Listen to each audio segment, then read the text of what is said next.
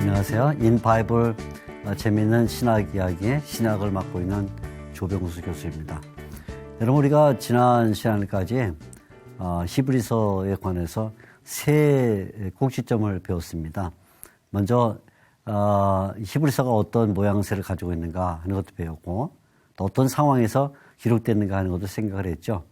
또 특별히 구조를 볼 때는 구약성경과의 관계에서 매우 중요한 몇 가지 점을 얘기를 나누었습니다. 그 가운데 하나가 히브리서는 구약성경을 해설한 책이다, 이런 얘기를 했습니다. 이게 어떤 의미를 가질까요? 이 말을 바꿔 말하면 히브리서는 구약과 매우 긴밀한 관계를 가지고 있다, 이런 말이 되겠죠. 만일에 구약과 별 상관이 없으면 그렇게 구약성경을 인용하거나 또는 구약의 인물들을 말하거나 그럴 이유가 없겠죠. 근데 구약성경을 인용하고 또 해석하고 또 구약의 여러 제도와 인물을 자주 말한다는 것은 그만큼 히브리서가 구약과 깊은 관계가 있다는 말인데, 이렇게 구약과 히브리서의 관계 또는 구약 성경과 신약 성경의 관계를 설명하는 것을 가리켜서 구약의 구속의 역사가 신약의 구속 역사로 이어졌다, 이런 말을 씁니다. 구약의 구속 역사가 신약의 구속 역사로 이어졌다. 그래서 이거를 한마디로 말하면 구속 역사의 연속성, 이렇게 말해요. 조금 이제 우리가 설명을 드리겠지만 구속 역사의 연속성. 좀 구속 역사란 말도 좀 길기 때문에 그냥 구속사의 연속성, 이런 말을 씁니다. 구속사의 연속성. 구속사의 연속성이라는 말은 지금 말씀드린 것처럼 구약 성경과 구약과 신약이 서로 다른 것이 아니라 서로 연계된다, 그런 말이죠. 연계돼 있다, 이런 말인데, 이것을 가장 잘 보여주고 있는 것이 히브리서라는 바로 이 성경입니다. 오늘 이제 제가 몇 가지 점에서 히브리서를 통해서 구약과 신약이 구속사적으로 어떻게 연계되어 있는가 하는 점을 말씀을 드리게 되겠습니다.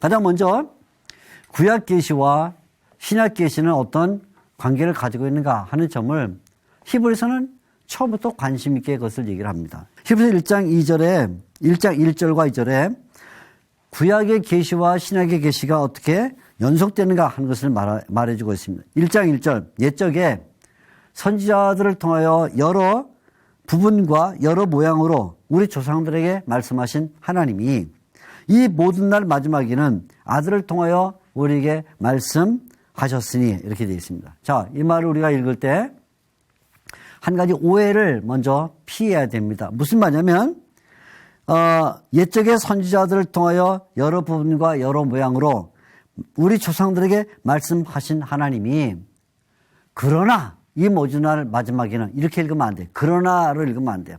그러나 옛날에는 이렇게 말했는데, 그러나 하나님이 마지막 날에는 예수님을 통해 이렇게 말했다라는 이 계시와 관련해서 중요한 구절이 히브리서 1장 1절 2절인데 1절과 2절 사이에 그러나가 들어있다 생각하시면 안 돼요. 그러나가 아닙니다. 이 점을 먼저 우리가 오해를 피해야 돼요. 만일에 히브리서 1장 1절과 히브리서 1장 2절 사이에 그러나라는 말이 들어있으면 히브리서 1장 1절은 이제 필요가 없다, 그런 말. 그러나니까. 그렇죠? 필요가 없다. 그러나 이제부터는 히브리서 1장 2절만 필요하다, 이런 말이 되는데 이 히브리서는 그런 의도가 없어요. 이 그러나가 아니고 오히려 정확히 말하면 그리고 뭐라고 아니면 그런데 이렇게 표현하는 게 맞아요. 그래서 그러나라는 역접 관계가 아니라 1절과 2절은 그리고 또는 그런데라는 말로 순접, 서로 잘 연결되고 있다, 이런 의미로 사용이 되고 있습니다. 자, 그러면 1장 1절과 2절에 나오는 내용이 뭘까요? 첫째는 두 가지 시대가 언급이 되고 있습니다. 어떤 시대죠? 첫째는 옛적에라는 시대, 옛적에. 그죠? 그리고 2절에는 이 모든 날 마지막에 이렇게 되어 있어요. 시간으로 말하면 옛적에 그리고 이 모든 날 마지막에. 또 이 말씀을 말하는 그 방식으로 말하면 옛날에는 선지자들을 통하여 말했다. 선지자들을 통하여. 그런데 마지막 날에는 예수님을 통하여 말씀하신다. 이런 내용이 있어요. 옛적에는 누구에게 말했습니까? 1장 1절 우리 조상들에게 말씀했는데 1장 2절 마지막 날에 누구에게 말하냐면 우리에게 말씀하신다 이렇게 되어 있죠. 자, 그러니까 이제 우리가 하나의 도표로 그려보면 두 개의 계시가 있다는 말입니다. 구약 계시가 있고 또 하나는 신약 계시가 있는데 신약 계시. 구약 계시는 시간으로 말하면 뭐라고 말하냐면 옛적에 그래서 옛적에 이렇게 말했죠. 신약 계시는 마지막 날에 그렇게 말했습니다. 마지막 날 확실히 다른 점을 가지고 있어요. 두 번째는 통로로 말하면 통로. 옛적에는 누구를 통해 말하냐면 선지자들을 통하여 말했다. 선지자들 그랬어요. 근데 마지막 때에는 누구를 통해 말하냐면 아들을 통하여 말한다 이렇게 말했죠. 아들을 통하여. 지난 시간 우리가 예수님이 하나님의 아들로서 계시의 통로가 된다 이런 말을 했는데 바로 그 얘기입니다. 아들을 통해 말했다. 방식이 나오는데 방식. 옛적에는 어떤 방식이냐면 여러 부분과 여러 모양으로 말했다 그래요. 그런데 신약 시대에는 그게 없어요. 없습니다. 그리고 마지막에는 누구에게 말했냐? 대상이 나오는데 옛적에는 조상들에게 말했다면 조상들. 지금은 누구에게 말하고 있냐면 우리에게 말하고 있다. 이렇게 말하고 있죠. 우리에게. 자, 그러니까 보세요. 이거는 1절이고요. 1절. 얘는 2절인데요. 이렇게. 어떻게 보면 그러니까 이게 그러나가 있는 거 아니냐 이게 그러나. 그죠? 서로 다르니까. 그죠? 옛적 마지막 날 선자들 아들 여러 부분 여기는 없고 조상들에게 우리에게를 하니까 이건 그러나가 있는 거 아니냐 이런 어떤 차이를 말하기 쉬운데 그러나가 들어있잖아요. 왜 그러나가 들어있냐면 이렇게 아무리 시간과 통로와 방식과 대상이 다르다 할지라도 이 말씀을 누가 말하고 있냐면 하나님이 말씀하고 있다는 하나님이. 이것도 구약 계시도 하나님이 말씀하고 있고 하나님 신약 계시도 누가 말하냐면 하나님이 말하고 있다는 거예요. 자 보세요. 그러니까 제가 다시 히브리서 1장 1절과 2절을 읽을 때 뭘 중요하게 힘줘서 읽을 터인데 뭔가를 보세요. 자 보세요. 옛적에 선지자들을 통하여 여러 부분과 여러 모양으로 말씀하신 우리 조상들에게 말씀하신 하나님이 이게 중요해요. 하나님이 이 모든 날 마지막에는 아들을 통하여 우리에게 말씀하셨으니 자 이게 1장 1절과 2절에 주어가 누구죠? 하나님이에요. 하나님은 주어가 하나밖에 없어요. 비록 시간과 통로와 방식과 대상이 달라도 말씀하신 주체자, 말씀하신 주어가 누구냐면 하나님이다. 구약 때에도 하나님 말씀하셨고 신약에도 하나님이 말씀하셨기 때문에 동일한 한 분이 말했다면 비록 시간과 방법과 통로와 대상이 달라도 그 내용은 같을 수밖에 없다. 그죠? 그래서 여기에 처음부터 히브리서는 구속사의 연속성을 말하면서 첫 번째로 계시는 신약 계시와 구약 계시와 신약 계시는 연속된다 이렇게 말을 해주고 있습니다. 자, 두 번째로 이제 우리가 살펴볼 것은 히브리서는 이 구속사의 연속성을 말할 때 구약의 제도와 관련해서 연속성을 말하고 있는데 이 제도는 몇 가지를 말씀드려요. 첫째는 제사장 제도가 있고요. 제사장 제도. 둘째는 성전이라는 제도가 있고 성전. 세 번째는 여기는 언약이 있습니다. 언약. 자, 오늘 제가 세 가지를 제도와 관련해서 말씀을 드릴 텐데 첫째 가장 먼저 구약 제도에서 중요한 것은 제사장이라는 제도입니다. 물론 대제사장이죠. 대제사장. 이 대제사장과 관련해서는 히브리서 5장이 자세하게 설명을 해주고 있어요. 여러분 같이 보세요. 5장 1절부터 10절까지 나오는 내용인데 먼저 여기 5장 1절부터 10절까지 나오는 내용인데 제사장 제도에 대한 아주 중요한 몇 가지를 설명해 줍니다. 그런데 구약 제사장이 있고 물론 제사장에는 구약 제사장이 있고 그리고 구약에는 대제사장이죠. 대제사장이 있고 그리고 신약에도 예수님이 대제사장입니다. 우리 지난 시간에 멜기세덱의 반차를 따르는 영원한 제사장이라 해서 예수님도 예수 대제사장이 있는데, 이렇게 구약에는 구약 제사장이 예수가 있는데, 특별히 구약 제사장 가운데 대표적 인물이 누구냐면 아론이에요. 아론. 왜 아론이죠? 왜 아론이냐면 아론부터 하나님이 이스라엘 백성을 출애굽시킨 다음에 아론부터 시작해서 대제사장제를 세웠거든요. 그러니까 아론 이전에는 제사장이라는 제도가 없었어요. 그리고 출애굽한 이후에 광야에서 공동체가 살면서 하나님께서 율법을 주시고는 아론을 제사장으로 위임을 시키고 그 아들들이 이제 제사장이 됐지 않았습니까? 자, 그래서 아론이 이제 구약 제사장에서 대표적 인물이 되는데 바로 이 5장 1절부터 10절까지 그 얘기가 나오고 있는 거예요. 자, 보세요. 5장 1절 보면 대제사장마다 사람 가운데서 택한 자이므로 이렇게 말하죠. 그리고는 그렇게 말하면서 대제사장 가운데 대표가 누구냐?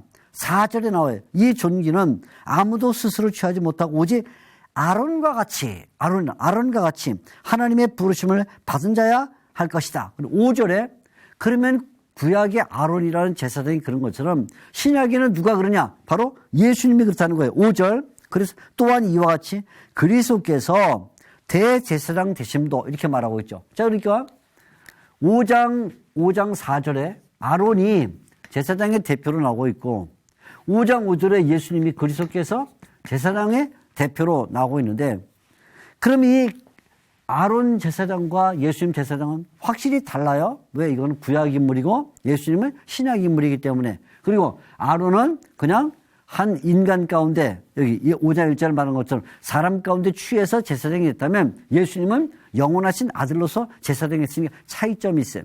그래서 많은 사람들이 이렇게 생각해요. 구약의 아론 제사장은 사람 가운데 취해졌고 예수님은 영원한 아들이 제사장이 됐고 구약은 옛날의 제도고 신약은 마지막 때의 제도니까 서로 달라서 예수님이 구약 제사장보다 뛰어나다 이렇게 생각을 해요. 맞는 말이죠. 그렇죠? 예수님 당연히 하나님 아드시니까 구약 제사장보다 뛰어난 건 사실. 그러나 지금 이 구절이 말하고 싶은 거는 예수님이 구약 제사장 아론보다 뛰어나다를 말하는 게 아니라 어떻게 구약 제사장이 됐고 어떻게 예수님이 제사장이 됐냐를 말하는 그 어떻게를 말하고 싶은 거예요. 그 어떻게는 놀랍게도 동일하다는 것입니다. 비록 아론은 구약 제사장이고 예수님은 신약 시대의 제사장이심에도 불구하고 이 두 인물이 제사장 된 방식은 똑같다. 어떻게 똑같으냐? 구약의 아론이라는 제사장이 된 그 기원이 누구냐면 하나님이에요. 신약에 예수님이 제사장이 된 그 기원이 누구냐면 역시 하나님입니다. 구약시대는 하나님이 불러서 제사장이 됐고 신약시대 예수님은 하나님이 말씀해서 제사장이 됐어요. 그래서 비록 시간이 다르고 아까 계시처럼 또 대상이 다르다 할지라도 누가 불렀냐 누가 제사장으로 세우냐가 동일하기 때문에 구약 제사장과 아론 제사장에게는 다른 점이 보이는 게 아니라 오히려 같은 점이 보인다. 그거예요. 같은 점. 자, 같은 점이 보인다. 그 말이죠. 그래서 같다. 이 구약의 제사장과 예수님 제사장은 같다. 같다가 보인다. 같다. 그래서 이 같다를 그러니까 히브리서는 지금 구약의 제사장과 신약의 예수님이라는 제사장을 말할 때 다르다. 이걸 말하고 싶은 게 아니에요. 물론 다른 점이 있어요. 어떻게 달라요? 시간적으로 다르고 대상이 달라요. 그러나 중요한 건 뭐냐면 다른 게 아니라 하나님이 부르셔서 하나님이 말씀해서 제사장이 되면 그거는 같다. 어디에? 5장 5절. 5장 5절. 여러분 히브리서를 생각할 때 5장 5절. 그럼 5장 5절은 뭐예요? 아론 제사장과 예수님이 같다는 점을 말하고 있다. 뭐가 같아요? 부르신 하나님이 같다. 그거죠. 그래서 결국은 구약에 나오는 이 제사장 제도와 신약에 나오는 구약 제사장 제도는 뭐가 있다? 연속성이 있다. 그 말이죠. 그러면 도대체 뭐가 같을까요? 뭐가 같으냐면 세 가지가 같은데 자, 세 가지야. 밑에다가 우리가 설명을 드려요. 첫째, 뭐가 같으냐? 구약 제사장 제도와 신약 제사장 제도 같은 첫째는 뭐냐면 반드시 제사장에게는 성소가 필요하다는 거예요. 성소가 필요하다. 그렇지? 왜냐면 제사장이 자기 집에서 제사를 드리는 게 아니잖아요. 그냥 길거리에서 제사를 드리는 게 아니고 반드시 하나님이 정해 놓으신 그 장소에서 제사를 드리니까 성소가 있어야 된다. 둘째는 뭐가 있어야 되냐면 반드시 제물이 있어야 된다. 제물. 그죠? 그냥 제사장이 혼자 나가서 하나님 영광 받으십시오. 이게 없어요. 구약시대에는 반드시 소든지 아니면 양이든지 비둘기든지 소재 가운데 뭐 밀가루든지 이렇게 드리지 그냥 가는 법이 없어요. 제사, 제물이 있어요. 세 번째는 바로 이거. 제사장이 있어야 된다. 제사장. 세 가지가 공통점인데 8장에 보게 되면 바로 이 사실을 우리에게 잘 보여주고 있죠. 그래서 8장 2절에 보면 8장 2절 성소와 참 장막에서 섬기는 자다. 섬기는 자가 반드시 성소가 있어야 된다. 둘째는 반드시 제물이 있어야 된다. 8장 3절 대제사장마다 예물과 제사드림을 위하여 세운 자니 그러므로 그도 무엇인가 드릴 것이 있어야 한다. 제물. 그리고는 그래서 누가 필요하냐면 제사장이 필요하다. 세 가지가 나오는 것이죠. 그러니까 아무리 시간이 달라도 구약 제사장이 했던 것과 신약 예수님이 하신 것은 같다. 그래서 예수님은 자 여기 구약 제사장은 어디 성소에 들어갔죠? 땅의 성소. 땅의 성소. 뭐 모세가 지은 성소든 솔로몬이 지은 성소에 들어갔어요. 예수님은 어느 성소에 들어가죠? 예수님은 하늘 성소에. 그죠? 구약 때는 어떤 제사를 드렸죠? 구약 때는 양이나 소나 같은 짐승을 드렸다면 신약에는 예수님이 뭘 드렸죠? 자기 자신의 피를 드렸어요. 자기가 피를 드렸습니다. 그러면 구약시대는 제사장이 누구였냐면 땅에 있는 사람이 제사장이었다면 신약시대는 바로 하나님의 아들, 하나님의 아들이 제사장이다. 그래서 비록 성격은 달라도 요소가 같기 때문에 5장 5절에 뭐라고 말하냐면 이와 같이 이렇게 말하고 있죠. 이와 같이. 자, 그래서 우리는 결국 계시에서도 보게 되면 구약과 신약 사이에 연속성이 나타나고, 그죠? 제사 제도 가운데 첫째인 제사장 제도 보게 되면 구약과 신약 사이에 연속성이 나타난다 이렇게 말할 수가 있어요. 두 번째 이제 우리가 성전과 관련해서 보게 되는데 지금 어느 정도 말씀을 드렸지만 성전과 관련해서 성전도 두 가지 성전이 있어요. 하나는 땅의 성전, 사람의 손으로 지은, 또 하나는 하늘의 성전, 이 두 가지 성전이 있습니다. 근데 이 두 성전 사이에 분명히 차이점이 있어요. 어떻게? 하나는 땅에 있는 성전이고 하나는 하늘에 있는 성전이기 때문에 차이점이 있는데, 자, 그러니까 쉽게 말하자면 지금 이 계시와 관련해서 말하든 아니면 제사장과 관련해서 말하든 간에 양면에 어떤 구분점이 있습니다. 어떻게 구분이 있습니까? 성전과 관련해서 볼게 되면 땅의 성전이 있고, 땅의 성전, 이것은 아까 말한 것처럼 이게 뭐 모세가 지은 장막이든 아니면 솔로몬이 금은 보석으로 지은 솔로몬의 성전이건 이렇게 땅의 성전이 있다면, 한쪽에는 뭐냐면 하늘의 성전이 있습니다. 하늘의 성전은 예수님께서 들어가신 성전이죠. 하늘의 성전이 있는데 예수님이 들어가신 성전인데, 예수님 이 분명히 땅과 하늘이라는 차이점이 있다는 것은 부인할 수가 없어요. 그럼에도 불구하고 이 두 성전 사이에는 연속성이 있다 그 말이죠. 어떻게 연속성이 있을까요? 자, 여기 가장 먼저 중요한 건 뭐냐면 이 성전이 둘 다 하나님에 의해서 지어졌다는 점이에요. 비록 땅과 하늘이 다르다 할지라도 그 기원이 주님에게서 시작됐다는 점에 같다는 거예요. 그러다 보니까 결국은 히브리서는 땅에 있는 성소와 하늘에 있는 성소를 원형과 모형이라는 방식으로 설명하게 됐어요. 원형과 모형. 하늘에 있는 성소는 원형이고, 원형.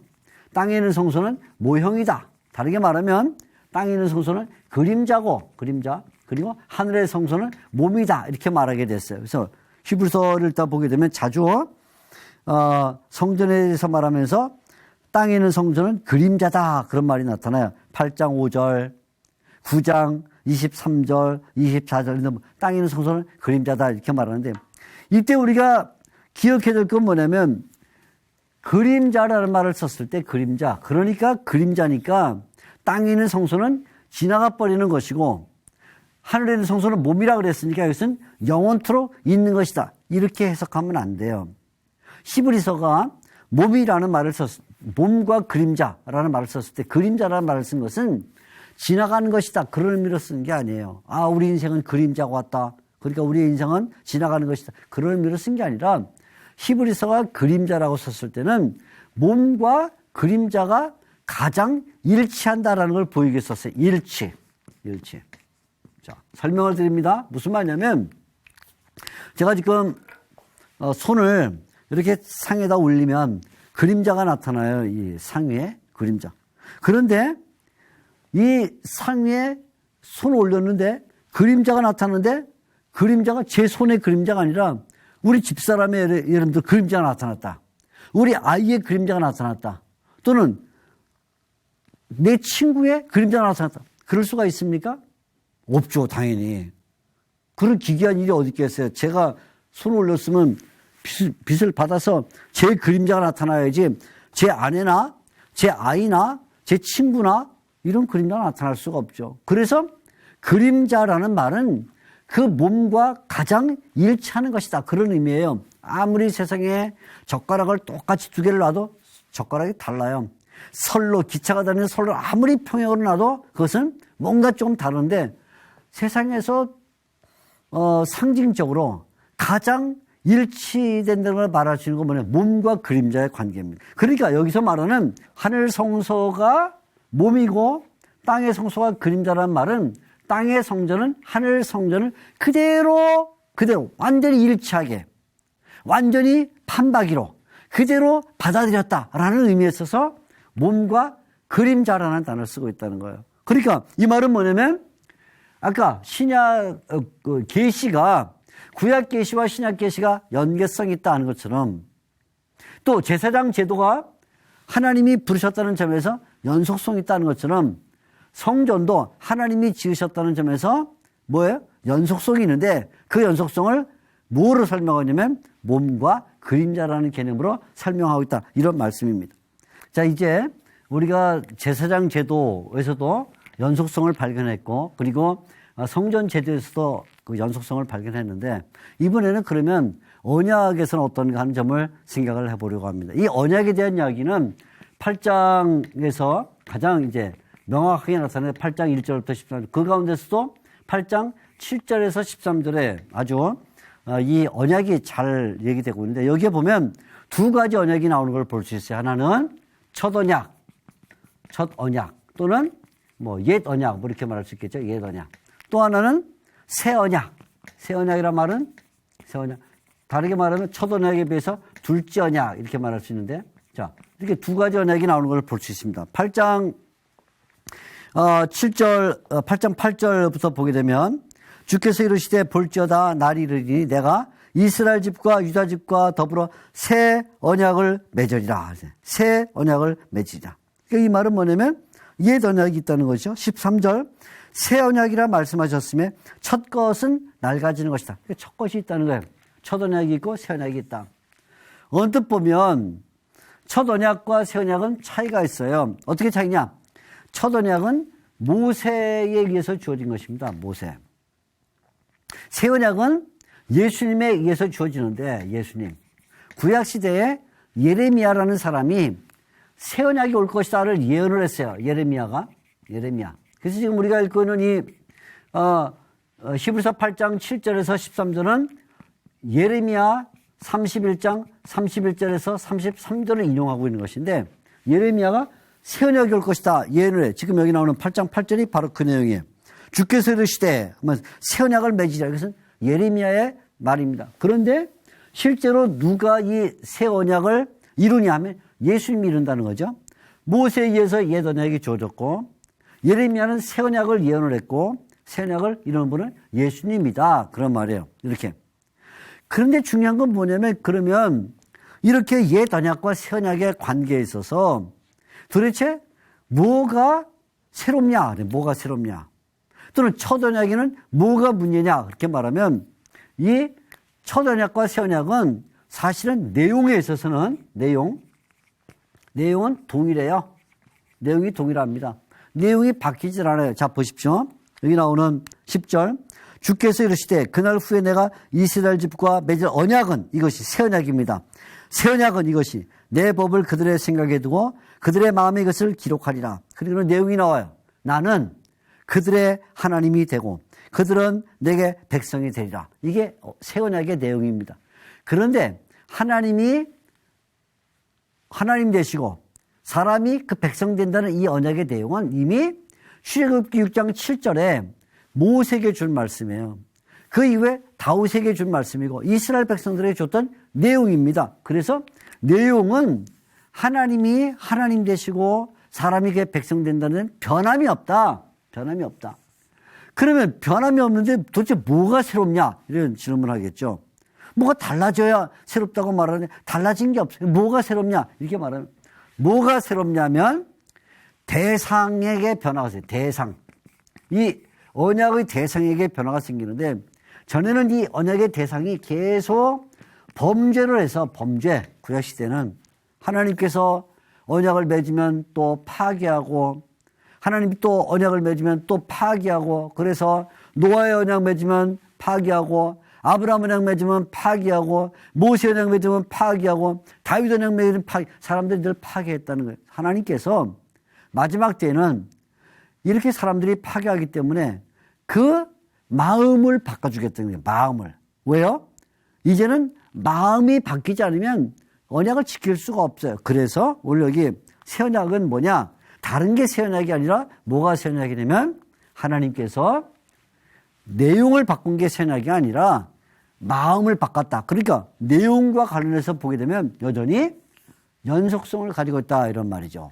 여러분 구약 언약과 신약 언약은 다른 게 하나도 없어요. 내용은 똑같아요. 단지 하나님께서 성령을 통해서 이제는 우리의 마음을 바꿔서 이 언약을 받아들이게 만드는 이게 이제 바로 새 언약이다 그런 말이죠. 자 이제 마지막으로 한 가지를 더 말씀드리겠는데 그러면 구약에 나오는 인물들과 그리고 예수님 사이에는 어떤 관계가 있느냐 한 점을 말씀을 드리겠습니다.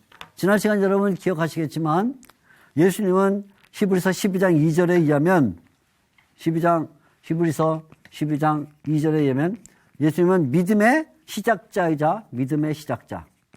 예수님은 믿음의 종결자다 이 말을 했어요. 우리 그렇죠? 그래서 아론부터 무명의 신자까지를 다 이렇게 양손으로 포괄하고 있다 이렇게 말했습니다. 그러니까 예수님은 우리가 바라봐야 된다 이렇게 말했는데 특별히 구약 인물 가운데 한 인물과 비교를 합니다. 그게 누구냐면 모세예요. 모세. 자, 이 인물 가운데 특별히 모세를 비교를 하는데 5장 1절부터 보면 이제 모세와 비교하는 장면이 나오는 것을 발견하게 됩니다. 같이 한번 잠깐 보겠습니다. 3장 1절 그러므로 하늘의 부르심을 받은 거룩한 형제들아 우리가 믿는 도리의 사도이신 대제사장이신 예수를 깊이 생각하라. 그는 자기를 세우신 에게 신실하기를 모세가 하나님의 온 집에서 한 것과 같이 하였다 이거죠. 3장 3절 말씀을 우리가 중요하게 여기게 되는데 3장 3절 다시 한번 보면요. 예수님과 모세가 나와요. 자, 모세가 있고 한쪽에는 예수님이 있는데 예수님. 모세와 예수님이 서로 다르냐? 달라요. 어떻게 다르냐면 모세는 하나님의 집의 종이었고 예수님은 하나님의 집의 아들이었습니다. 분명히 차이가 나요. 여기 5장 이제 3장 쭉 읽어보면 3장 5절에 모세는 하나님의 온 집에서 종으로 신실하였다. 근데 그리스도는 6절 하나님의 집을 맡은 아들로서 그와 같이 했다. 이렇게 말하는데 분명히 신분이 달라요. 그래서 우리가 잘못 생각하면 다르다 이렇게 생각하기 쉬운데 그런데 이 두 인물이 하나님에 대하여 보여주는 자세가 같다는 거예요. 하나님에게 어떤 자세를 보여줬냐면 신실함을 보였다는 거예요. 신실함. 또 예수님도 신실함을 보였다는 거죠. 신실함. 그래서 뭐라고 말하면 3장 2절 자기를 세우신 이에게 신실하기를 모세가 하나님의 온 집에서 한 것과 같다. 그랬어요. 같다. 3장 2절. 그 다음에 좀 더 내려가면 3장 6절 이렇게 말하고 있죠. 모세는 종으로서 신실하였고 6절 그리스도는 하나님의 집을 맡은 아들로서 그와 같이 하였다. 같다. 그죠? 같다를 두 번 썼어요. 같다. 3장 6절. 그러니까 보세요. 지금 이 모세와 예수님은 다른 인물이 아니다. 분명히 종이요 하나님의 아들이라는 점에서는 다르지만 하나님에 대하여 보여주는 그 자세는 동일하다. 뭐냐? 신실하다. 왜 신실하다를 말하냐면 불행하게도 구약시대는 구약 백성들이 항상 하나님을 떠나가서 불신실했어요. 불신실. 광야에서 10번이나 하나님을 대적하는 일을 했어요. 신약시대에도 신약 백성들은 계속해서 하나님을 떠나가요. 불신실해요. 그래서 무슨 핍박이 오거나 환란이 오면 금방 배도의 길을 가요. 그래서 이 구약시대의 불신실한 백성들, 신약시대의 불신실한 이 백성들에 대해서 우리가 구약에서는 모세를 닮아야 된다면 신약에서는 예수님을 닮아야 된다. 그래서 이 백성은 둘이 비슷하고 모세와 예수님은 둘이 비슷하다. 그래서 우리가 따라야 될 길은 이 백성의 길이 아니라 이 길이 아니라 우리는 모세와 예수님이 보여준 하나님에 대한 그 신실함을 닮아야 된다. 그래서 뭐예요? 3장 1절에 나오는 말씀이죠. 그러므로 우리가 하늘의 부르심을 받은 거룩한 형제들아 우리가 믿는 도리의 사도시며 대제사장이신 예수를 깊이 생각하라. 어떤 예수님? 신실한 예수님. 하나님 앞에서 모세와 똑같은 자세로 하나님께 충성했던 그분을 우리가 생각해야 된다. 이렇게 말을 해주고 있는 것입니다. 자, 그러니까 우리는 히브리서를 통해서 구약과 신약의 역사를 보게 되면 그 구속사가 단절되어 있는 게 아니라 서로 연속되어 있다 하는 것을 배우면서 히브리서를 통해서 늘 예수님을 생각하고 예수님을 바라보는 이 신앙을 다시 한번 구취하게 되는 것입니다. 오늘도 함께 말씀을 배운 것 감사합니다. 다음 시간에 다시 뵙도록 하겠습니다.